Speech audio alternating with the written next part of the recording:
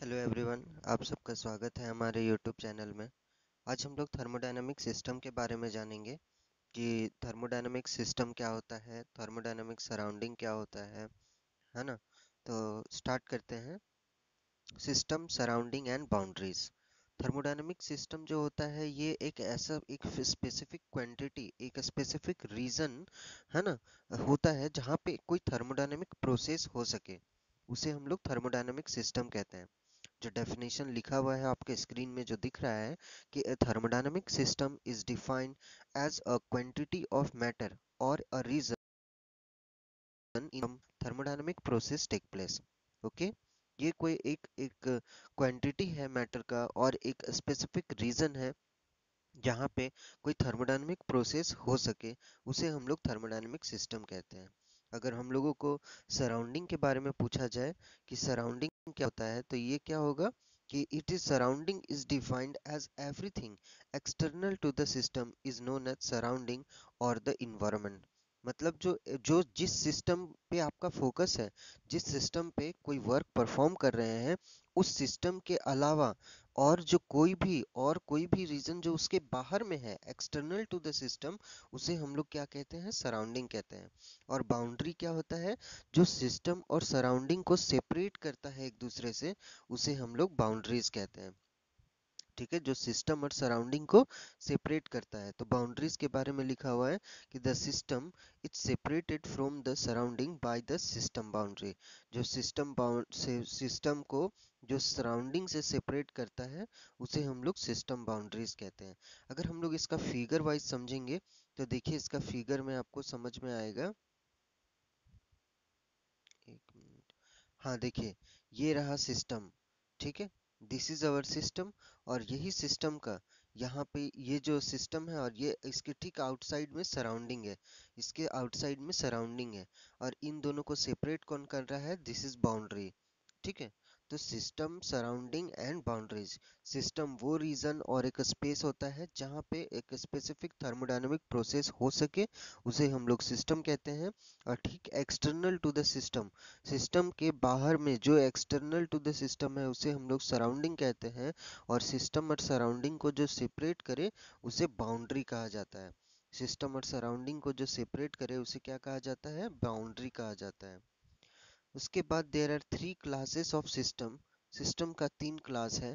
पहला है close system, open system and isolated system. System हम लोग तीन टाइप से, है ना, क्लासिफाई किया गया है। पहला क्लोज सिस्टम, ओपन सिस्टम और आइसोलेटेड सिस्टम। अब हम लोग हर एक सिस्टम को इंडिविजुअली देखते हैं।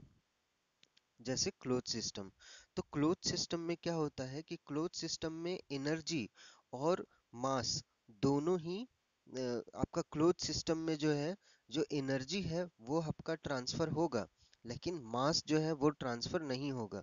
क्योंकि हम लोगों को पता है कि एनर्जी इंटरेक्शन और मास इंटरेक्शन पॉसिबल है, लेकिन क्लोज सिस्टम में सिर्फ एनर्जी इंटरेक्शन पॉसिबल हो पाता है ना। सिर्फ क्लोज सिस्टम में एनर्जी इंटरेक्शन पॉसिबल हो पाता है। जैसे कि यहाँ पे लिखा हुआ है क्लोज सिस्टम के लिए कि the close system is a system of fixed मास। जो क्लोज सिस्टम है वो क्या है, एक फिक्स्ड मास है इसमें, and there is no mass transfer across the system. और उसमें कोई भी मास ट्रांसफर नहीं है across the system boundary. There may be energy transfer into और आउट ऑफ द सिस्टम, कि इसमें सिर्फ क्या हो सकता है, आपका एनर्जी इंटरेक्शन हो सकता है इनटू और out of the system. Okay, कि सिर्फ एनर्जी इंटरेक्शन, जैसा कि आपको फिगर में दिख रहा होगा, यहाँ पे साफ साफ लिखा हुआ है कि नो मास ट्रांसफर। ओके, और एनर्जी इन हो रहा है सिस्टम में और एनर्जी आउट हो रहा है सिस्टम से, है ना। और वहाँ बाउंड्रीज दिखाया हुआ है और सराउंडिंग है। तो energy interaction is possible in an close system. Close system में only energy interaction is possible, energy transfer हो सकता है, बट मास ट्रांसफर नहीं है पॉसिबल। अगर मैं इसका एग्जांपल बोलूं तो a cup of coffee with a lead on it, मतलब जो कॉफी है हमारे कप में और उसके ऊपर जो ढक्कन होता है एक लगा कॉफी कॉफी कैप होता है, उसको कॉफी कैप अगर उसमें लगा हुआ रहेगा तो वो एग्जाम्पल हो जाएगा क्लोज सिस्टम का। मतलब एक बंद डब्बा है ना, जो पूरा पैक है, जिसमें हम लोग मास ट्रांसफर पॉसिबल नहीं है। और ये सिंपल वाटर बोतल और जैसे क्लोज सिस्टम है, तो ये क्लोज सिस्टम हो गया, ये बिल्कुल पैक है ना, इसमें मास इंटरेक्शन पॉसिबल नहीं है, सिर्फ एनर्जी इंटरेक्शन हो सकता है। तो और वाटर बॉटल ये एग्जाम्पल हो सकता है आपका क्लोज सिस्टम का। और इसके बाद अगर हम लोग देखेंगे ओपन सिस्टम के बारे में, तो ओपन सिस्टम में क्या होता है कि the open system is one in which matter as well as energy crosses the boundary of the system.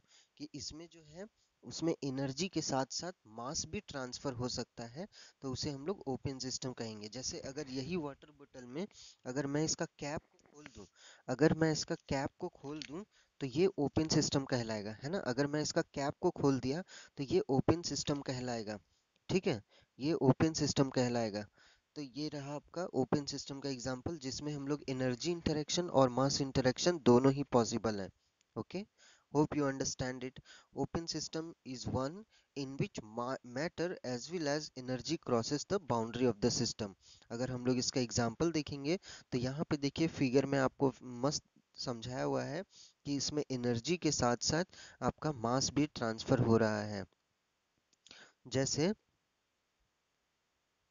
Excuse me, या देखिए यहाँ पे एनर्जी इन हो रहा है और यहाँ एनर्जी आउट हो रहा है, एनर्जी इंटरेक्शन हो रहा है, मास इन हो रहा है, मास आउट हो रहा है, मास इंटरेक्शन भी हो रहा है ना। सिस्टम में मास इंटरेक्शन भी पॉसिबल है, मास इन हो रहा है, मास आउट हो रहा है, एनर्जी इन हो रहा है और एनर्जी आउट हो रहा है।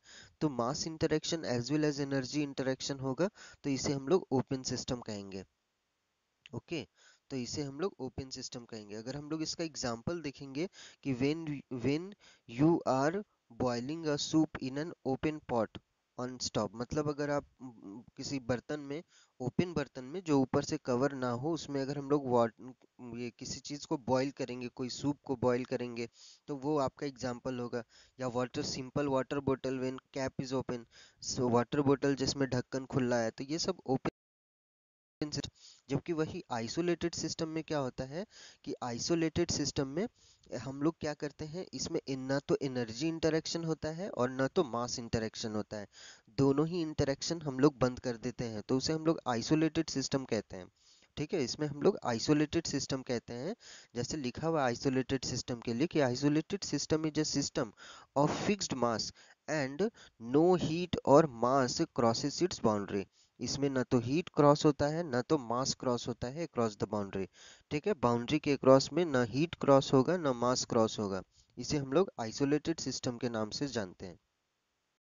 जैसा कि फिगर में दिख रहा है, नो मास और एनर्जी ट्रांसफर, इसमें कोई मास या एनर्जी ट्रांसफर नहीं हो रहा है, तो उसे हम क्या बोल रहे हैं, आइसोलेटेड सिस्टम बोल रहे हैं। अगर इसका एग्जांपल हम लोग देखेंगे तो थर्मस, थर्मस फ्लास्क होता है, थर्मस फ्लास्क जिसमें हम लोग अगर गर्म पानी रखते हैं तो गर्म ही रहेगा, ठंडा पानी रखेंगे तो ठंडा ही रहेगा, है ना। थर्मस फ्लास्क आप देखे होंगे, जो स्टील का बना हुआ रहता है, डबल लेयर कोटेड पानी का बोतल होता है, जिसमें हम लोग अगर गर्म पानी रखेंगे तो गर्म ही रहेगा और ठंडा पानी रखेंगे तो ठंडा ही रहेगा। तो वो इसका एग्जाम्पल हो जाएगा किसका, आइसोलेटेड सिस्टम का। ओके, तो होप आपको थर्मोडायनेमिक सिस्टम समझ आया होगा। अब नेक्स्ट वीडियो में हम लोग कवर करेंगे इसके आगे का पार्ट, और हम लोग स्टार्ट करेंगे zeroth law of thermodynamics next video में। Thanks for the watching.